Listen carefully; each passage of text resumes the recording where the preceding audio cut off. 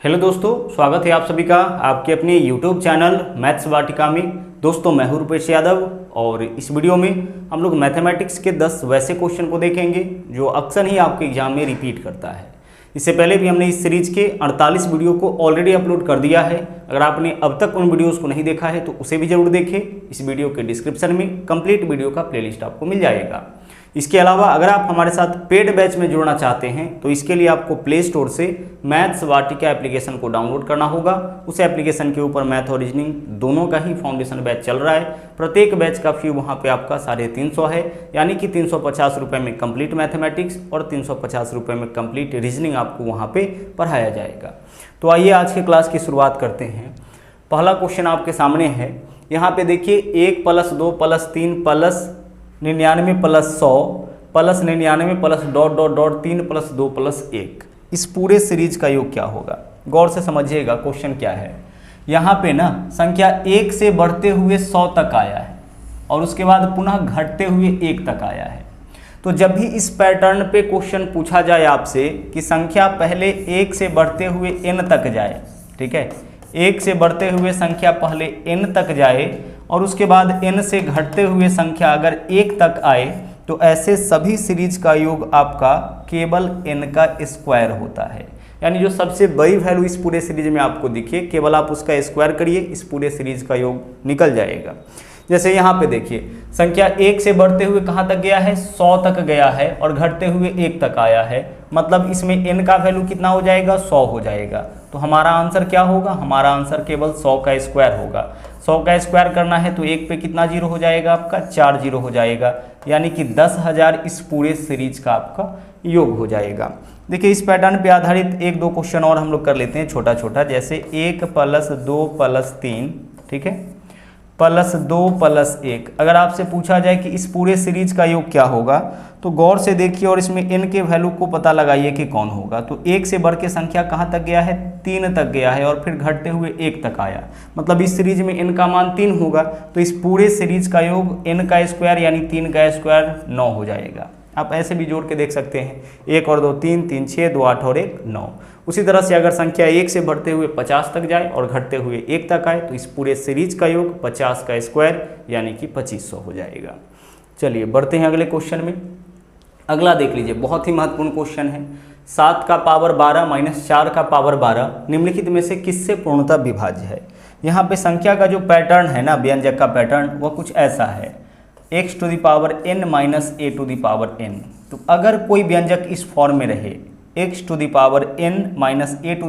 a⁴n के फॉर्म में रहे तो वह व्यंजक हमेशा x - a से कटेगा, हमेशा x - a से कटेगा। यानी अगर कोई व्यंजक इस फॉर्म में है, x⁴ - a⁴n के फॉर्म में है तो वह व्यंजक x - a से, मतलब इसी के बेस के अंतर से कटेगा, हमेशा कटेगा, कोई कंडीशन नहीं है, क्योंकि माइनस वाला को माइनस वाला हमेशा काटेगा।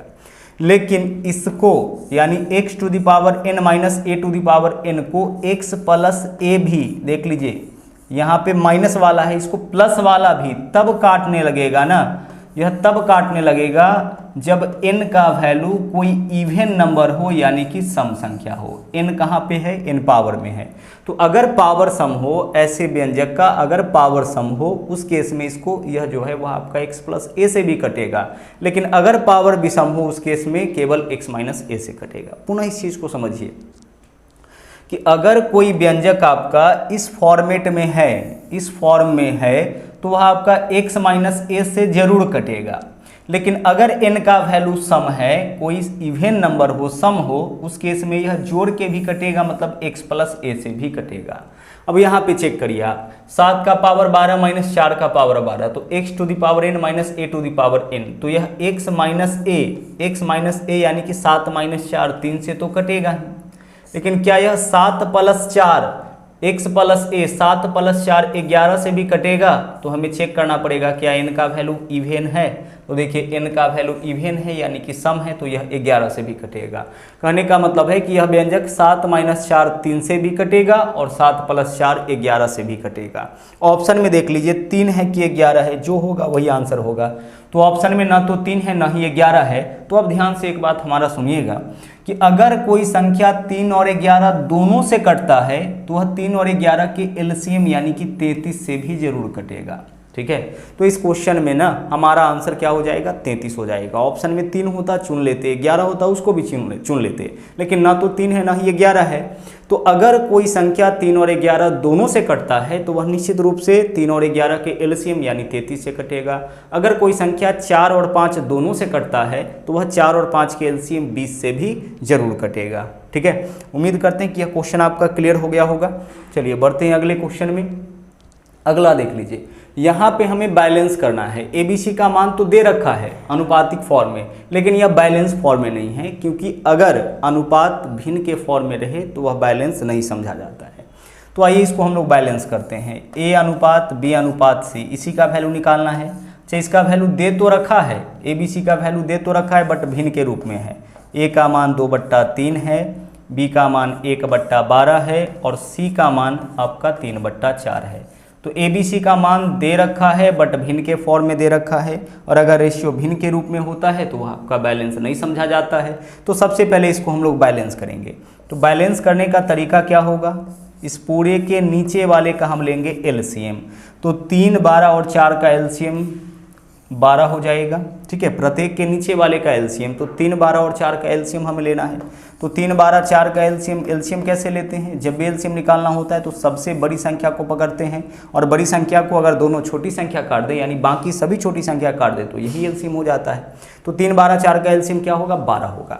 प्रत्येक के नीचे वाले का एलसीएम, अब देखिए आपको क्या करना है, प्रत्येक के नीचे वाला से एलसीएम में भाग और भागफल से ऊपर वाले में गुना।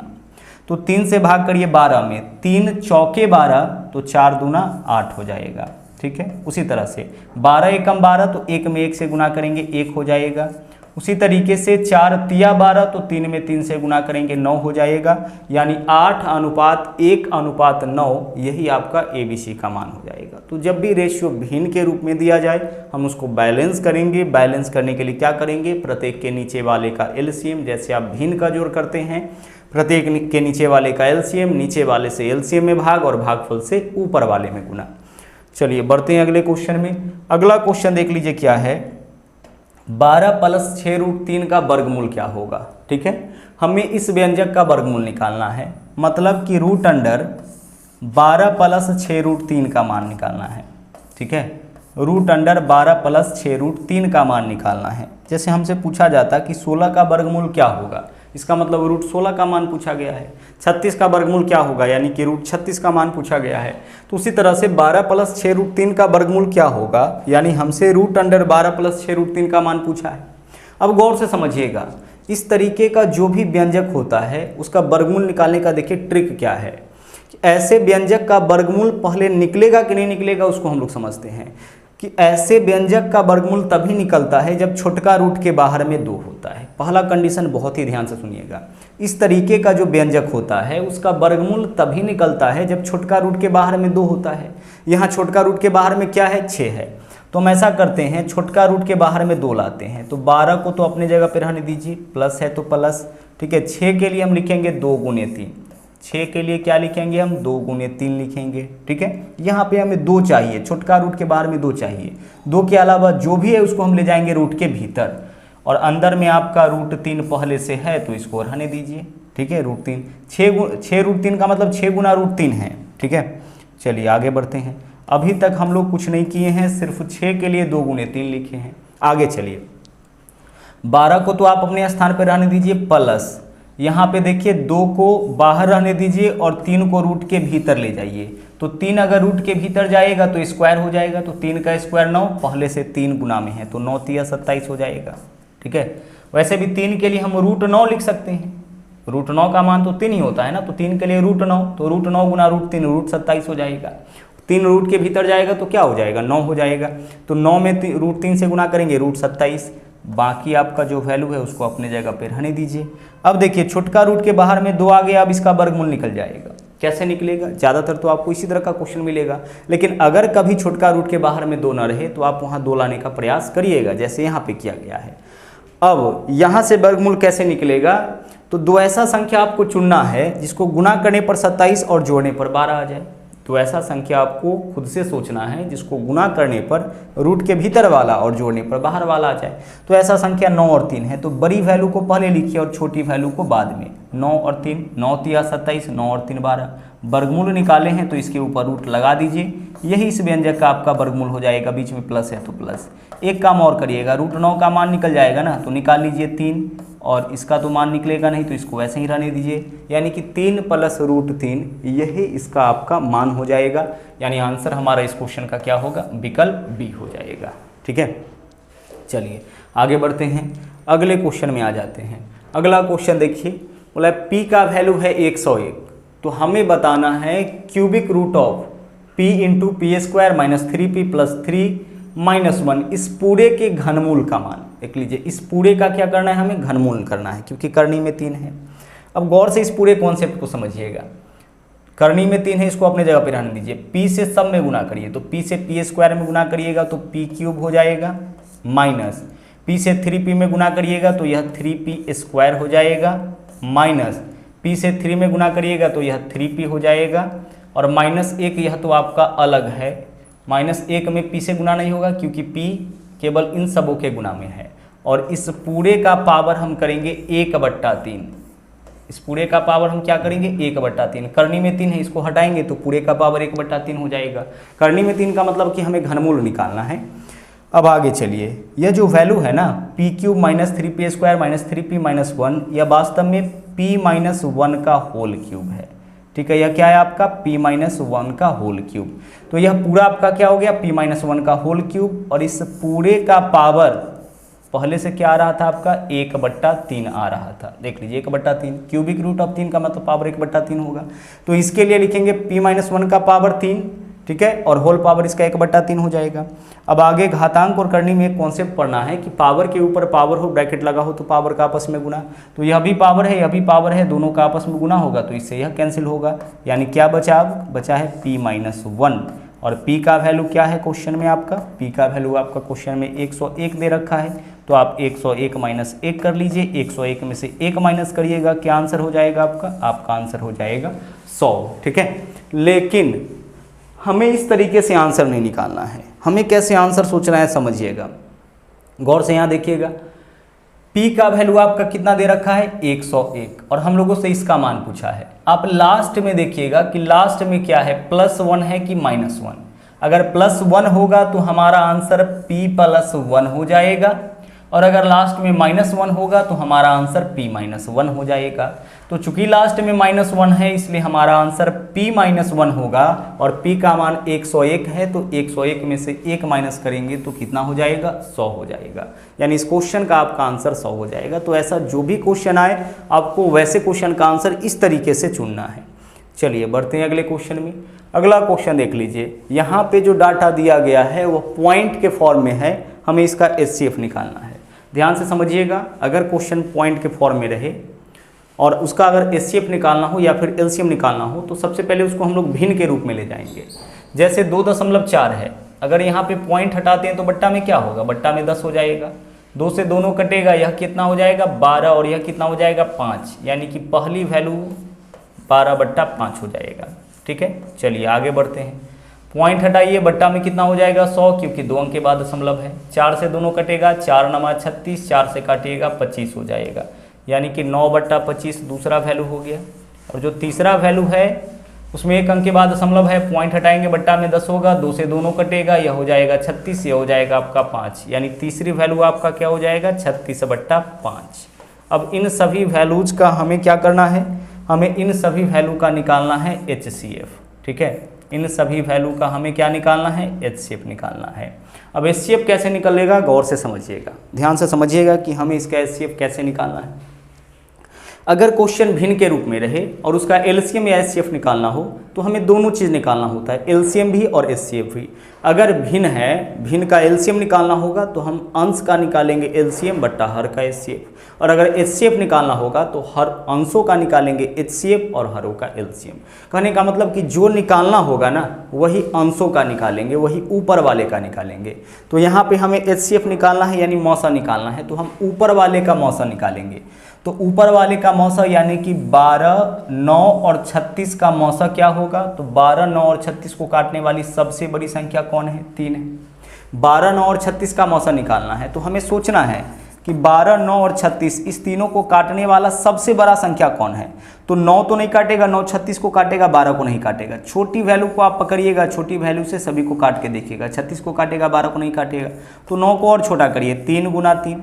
अब 3 देखिए, 3 12 को भी काटेगा, 36 को भी काटेगा, मतलब इसका एचसीएफ क्या हो जाएगा? 3 हो जाएगा। बड़े आराम से आप पकड़ सकते हैं कि एचसीएफ क्या होगा इन संख्याओं का, ठीक है। तो ऊपर वाले का हम एचसीएफ निकालिए, तो 12, 9 और 36 का एचसीएफ क्या होगा? 3 होगा। अच्छा, ऊपर वाले का एचसीएफ निकाले हैं तो नीचे वाले का एलसीएम, तो अब आपको बताना है 5, 25 और 5 का एलसीएम। तो 5, 25 और 5 का एलसीएम आपका हो जाएगा 25। निकाल के देख लीजिए किसी भी विधि से।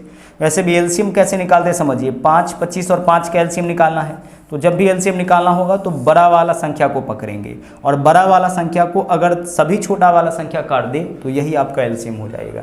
तो एलसीएम कितना हो जाएगा? 25। ऊपर वाले का निकालेंगे एचसीएफ और नीचे वाले का निकालेंगे एलसीएम। तो 3/25 आया। चूंकि आंसर पॉइंट के रूप में है, क्वेश्चन जिस फॉर्म में होता है आंसर उसी फॉर्म में होता है, तो इसको पॉइंट में ले जाइए। 0.3 में तो 25 से भाग लगेगा नहीं, दशमलव डालेंगे तो 30 हो जाएगा। 25 एकम 25, 5 बचेगा, 25 दूना 50, यानी 0.12। यही हमारा आंसर, यानी इस क्वेश्चन का आपका आंसर क्या होगा? विकल्प डी हो जाएगा। इस कॉन्सेप्ट को ध्यान से समझिएगा, कई बार इसे समझने में भी दिक्कत हो जाता है। जैसे 3 में हमें भाग करना है 25 से, अब 3 में 25 से भाग लगेगा नहीं, पॉइंट देंगे तो 1 0। अच्छा, पॉइंट जैसे ही दे दिए ना तो हर स्टेप में हम लोग 1 0 ले सकते हैं, ठीक है। अब हर स्टेप में कितना 0? 1 0। तो 25 एकम 25 हो गया, शेष कितना बचा? 5 बचा। अब इस अगले स्टेप में आ चुके हैं, यहाँ पे भी हम लोग कितना 0 ले सकते हैं? 1 0। लेकिन अगर 2 0 की आवश्यकता होगी फिर हमको यहाँ पे भी 1 0 देना पड़ेगा, ठीक है। अब 25 दूना कितना हो जाएगा? 50 हो गया, कट गया, तो आंसर हमारा 0.12 ही हो जाएगा। चलिए बढ़ते हैं अगले क्वेश्चन में।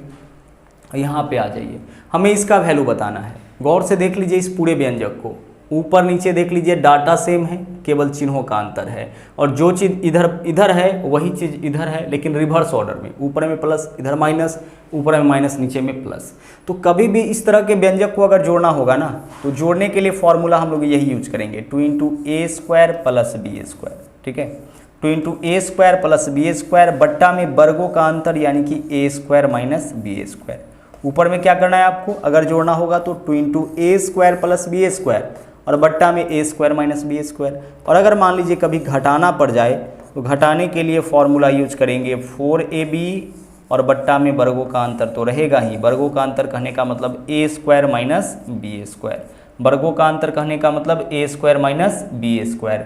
देख लीजिए, अब यहाँ पे हमें क्या करना है? जोड़ना है। a किसको मानेंगे? तो उस पूरे में √5 और √3 के अलावा तो और कुछ हमें दिख नहीं रहा है, तो √5 को मानेंगे a और √3 को मानेंगे b। जोड़ना है तो ऊपर वाला फॉर्मूला 2 × a², √5 का स्क्वायर क्या होगा? 5 + b² √3 का स्क्वायर क्या होगा? 3 बट्टा a² - b²। √5 का स्क्वायर 5, √3 का स्क्वायर 3, 5 और 3 में अंतर 2 का, 2 से 2 कैंसिल हो गया, 5 + 3 = कितना आंसर हो जाएगा? 8 आपका आंसर हो जाएगा। और वैसे भी अगर अंतर 2 का हो तो केवल इस दोनों को जोड़ लीजिए, 5 और 3 8, यही आपका आंसर हो जाएगा। बट मेन कॉन्सेप्ट यहाँ पे है, हम लोग यहाँ पे जो लिखे हैं a² - b² वास्तव में परिमेयकरण कर रहे हैं, और जहाँ भी परिमेयकरण करते हैं ना, बट्टा में वर्गों का अंतर हम लोग करते ही हैं। जब भी परिमेयकरण करते हैं किसके वर्गों का अंतर? इसी दोनों के, 5 और 3 के। तो √5 का वर्ग 5, √3 का वर्ग 3, 5 और 3 में अंतर कितना का? 2 का। अब चलते हैं आगे। आगे देखिए, यदि किसी भिन्न के अंश में 20% की वृद्धि और हर में 5% की कमी की जाए तो नया भिन्न 5/2 हो जाता है, तो प्रारंभिक भिन्न क्या होगा? जब भिन्न है तो उसमें अंश और हर दोनों होगा, तो हम मान लेते हैं कि माना कि अंश बराबर x और हर बराबर y। तो अगर अंश x है, हर y है, तो भिन्न क्या होगा? x/y होगा। अंश लिए x, हर लिए y, तो भिन्न क्या होगा? x/y। अब बोला है कि भिन्न के अंश में 20% की वृद्धि, तो अगर हम अंश में 20% की वृद्धि करेंगे तो इसका अंश जो है ना वह अपने पूर्व मान के 120% के बराबर हो जाएगा। अंश में 20% की वृद्धि हो गई, और हर में 5% की कमी। 5% कमी करने के बाद हर जो है 95% के बराबर रह जाएगा। क्या हुआ है? पहले से जो भिन्न था वह आपका x/y था, जिसका अंश x है, हर y है। अंश में 20% की वृद्धि तो यह अपने स्वयं के 120% के बराबर हो जाएगा। और हर में 5% की कमी तो हर जो है अब अपने स्वयं के 95% के बराबर हो जाएगा। जितना परसेंट की कमी करेंगे 100 में से उतना घटा देंगे। 10% की कमी तो 90% के बराबर, 20% की कमी तो 80% के बराबर। तो कमी, अंश में वृद्धि और हर में कमी करने के बाद भिन्न इतना ही होगा, जबकि भिन्न का मान क्या हो जाता है 5/2। ठीक है, अंश में वृद्धि हर में कमी करने के बाद इतना होगा, जबकि बोला है कि हो जाता है 5/2। इसको हमें केवल सोल्व करना है। सोल्व करिए। प्रतिशत से तो प्रतिशत कैंसिल, 5 से काटेंगे 24 पंचे 120 और 5 से काटेंगे 19 पंचे 95। हमें बताना है प्रारंभिक भिन्न, यानी प्रारंभिक भिन्न हम क्या माने हैं x/y, तो x/y का मान तो क्रॉस मल्टीप्लिकेशन करिए। 19 से 5 में गुना होगा तो 19 पंचे हो जाएगा आपका 95 ऊपर में, और इस 24 से 2 में गुना होगा तो 24 दूना 48 हो जाएगा, यानी x/y का मान 95/48 हो जाएगा। और x/y क्या माने थे, प्रारंभिक भिन्न का मान, तो प्रारंभिक भिन्न का मान आपका हो जाएगा विकल्प सी। चलिए बढ़ते हैं अगले क्वेश्चन में। अगला देखिए, हमें यहाँ पे बताना है इन दोनों संख्या का तृतीयानुपाती क्या होगा। तो तृतीयानुपाती का फॉर्मूला होता है, उसी का उपयोग करके हम लोग इस क्वेश्चन का आंसर निकालेंगे। तृतीयानुपाती बराबर आपका होता है b² a। ठीक है, b² a। जब भी तृतीयानुपाती निकालना होगा ना तो 2 वैल्यू देगा, उसमें से दूसरी वैल्यू के वर्ग में पहली वैल्यू से भाग करिएगा तो इससे आपका तृतीयानुपाती निकल जाएगा। जैसे यहाँ पे देखिए, पहला a का मान, दूसरा b का मान, b², तो b की जगह क्या लेंगे 0.48, तो 0.48 का स्क्वायर करेंगे तो 0.48 गुना 0.48 हो जाएगा। यह हो गया आपका b², और बट्टा a, तो a की जगह क्या लेंगे हम 0.36 लेंगे। यह हो गया आपका b² बट्टा a। पॉइंट से आपका पॉइंट कैंसिल, काटिए 12 से, 12 तिया 36, 12 चौके 48, 3 से काटेंगे 16 तिया 48, 2 अंक के बाद दशमलव है तो रहेगा, 16 चौके 64, पुनः 2 अंक के बाद दशमलव है तो रहेगा, यानी कि 0.64। यही आपका तृतीयानुपाती हो जाएगा। तृतीयानुपाती अगर हम लोगों से मध्यानुपाती पूछा गया होता, ठीक है, मध्यानुपाती यहाँ से भी क्वेश्चन बहुत ज़्यादा आता है। तो मध्यानुपाती का फॉर्मूला होता है √AB। जो 2 वैल्यू दिया जाएगा ना, उस दोनों के गुणनफल का वर्गमूल मध्यानुपाती होता है। और कभी कभी चतुर्थानुपात भी पूछ देता है। ठीक है, चतुर्थानुपात जब भी निकालना होगा ना तो हम लोग फॉर्मूला यूज करेंगे b/c/a। चतुर्थानुपात निकालने के लिए बोलेगा, उस केस में 3 वैल्यू देगा, पहला a, दूसरा b, तीसरा c। चतुर्थानुपात कैसे निकालेंगे, दूसरी और तीसरी के गुणनफल में पहली से भाग करेंगे, चतुर्थानुपात निकल जाएगा। मध्यानुपाती का यह फॉर्मूला, तृतीयानुपाती तो आपने निकाला ही है यहाँ पे। बढ़ते हैं अगले क्वेश्चन में। अगला क्वेश्चन देखिए, बोला है निम्नलिखित संख्याओं में से कौन सी संख्या 11 से पूर्णतः विभाज्य होगी। 11 से कटने का नियम होता है कि जिस संख्या के अल्टरनेट अंकों के योगफल का अंतर या तो 0 आए या फिर 11 का कोई गुणज आए, 11 से कटने वाली कोई संख्या है तो वह आपका निश्चित रूप से 11 से कटता है। पुनः सुनिएगा, यदि किसी संख्या के अल्टरनेट अंकों के योगफल का अंतर या तो 0 आए या फिर 11 से कटने वाली कोई संख्या है तो वह निश्चित रूप से 11 से कटती है। जैसे हमें इसको चेक करना है कि यह 11 से कटेगा कि नहीं कटेगा, तो इसके अल्टरनेट अंकों को जोड़िए। अल्टरनेट का मतलब होता है 1 छोड़कर, तो 3 के बाद 5, 5 के बाद क्या लेंगे 2, इन सभी को जोड़िए, अल्टरनेट अंकों को जोड़िए। तो 3, 5, 8 और 2, 10। पहले अल्टरनेट का योग कितना आ गया 10। अब जो बच गया होगा वह भी अल्टरनेट में होगा, तो बचा कौन है 1, 6, 7, 4, 11। दोनों अल्टरनेट को अलग अलग जोड़िए और उसका डिफरेंस चेक करिए। 10 और 11 में कितना का अंतर, 1 का अंतर, मतलब कि यह 11 से नहीं कटेगा। ठीक है, अगले क्वेश्चन में आइए, फिर से चेक करिए। अल्टरनेट अंकों को एक साथ जोड़िए, 2 और 5 7, 7 और 4 11। पहले अल्टरनेट का योग 11, जो बच गया होगा वह भी अल्टरनेट में है, उसको भी जोड़िए। 4, 6, 10 और 2 12। अब इस दोनों का डिफरेंस चेक करिए, क्या 0 या 11 का गुणज है, तो 11 और 12 में 1 का अंतर है, मतलब यह भी 11 से नहीं कटेगा। अल्टरनेट अंकों के योगफल का अंतर क्या आना चाहिए, या तो 0 या फिर 11 का गुणज। इसको चेक करिए। अल्टरनेट 4 और 5 9, 9 और 2 11। पहले अल्टरनेट का योग कितना आ गया 11, जो बच गया होगा वह भी अल्टरनेट में होगा, तो 1, 6, 7 और 4 11। दूसरे अल्टरनेट का योग कितना 11 आ गया। इसका डिफरेंस चेक करिए, 11 11 में कितना का अंतर आया, 0 का अंतर आया। तो अल्टरनेट अंकों के योगफल का अंतर अगर 0 या 11 का गुणज हो तो वह संख्या 11 से कटती है। तो इसके अल्टरनेट अंकों के योग यानी पहला अल्टरनेट को एक साथ जोड़ेंगे, दूसरे अल्टरनेट को एक साथ जोड़ेंगे और दोनों का डिफरेंस अंतर अगर 0 या फिर 11 का गुणज आ जाए तो वह संख्या 11 से कटेगा। तो यह वाला संख्या आपका 11 से निश्चित रूप से विभाज्य हो जाएगा। ठीक है, चलिए, तो यह था आपका आखिरी क्वेश्चन। आज के लिए इतना ही। वापस मुलाकात होगी अगले दिन फिर से एक नए सेट के साथ। थैंक यू, जय हिंद।